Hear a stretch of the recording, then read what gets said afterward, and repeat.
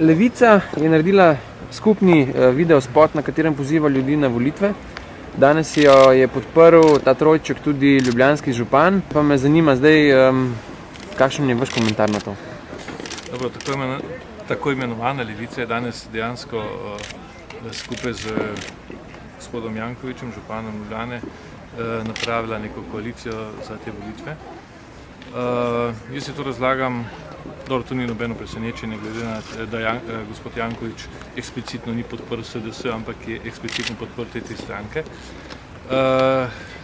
Mislim pa, da te tri stranke oziroma tako imenovana Levica ni dovolj konsolidirana. Stranke se počutijo premalo suverene, to se vidi tudi v tem, da imajo težave pri iskanju morebitnega mandatarja.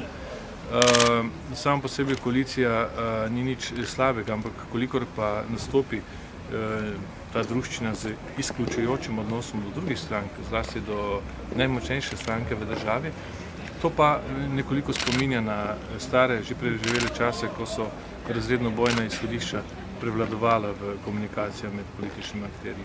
Če se bojo volitve izkazale, da bo SDS relativni zmagovalec, ali boste vi poskušali vseeno prepričati katero izmed teh treh strank, da vseeno vstopi v vlado? Naše stališče je jasno že od vsega začetka, mi bomo povabili vse stranke k sodelovanju pri vladi.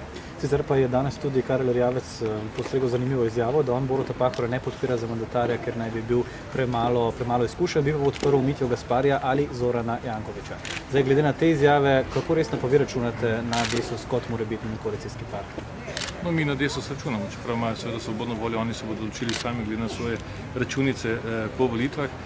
Vendar to je še en dokaz, da je dejansko na levi sredini imajo stranke težave z nekim suverenim nastopom teh volitev, zaradi tega se tudi povezujejo.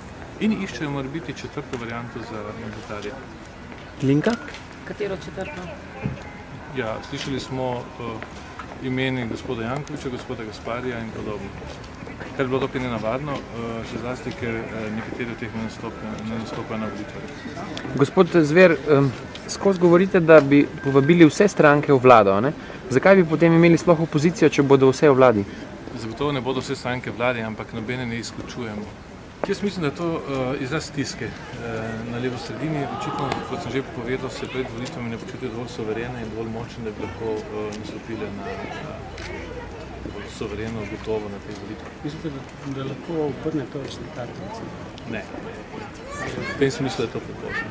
Jaz sem še vprašala za komentar na besede ljubljanskega župana danes, da je pravzaprav pod vlado Janeza Janše laž postala vrednota. Kako to komentirate? Tudi kar nekaj drugih očitkov je bilo slišati na račun tega, da ste zamenjali kot vlada kar nekaj nadzornikov, da se premierjevo ime pojavlja v pravzaprav vseh aferah, koliko je 91. Ja, vseh aferah, ki so jo oni skuhali na njegovi politični strani. To so banalne obtožbe, niso vredne komentarje. Res dokaj cenjena kritika je prišla danes iz ust ljubljanskega župana.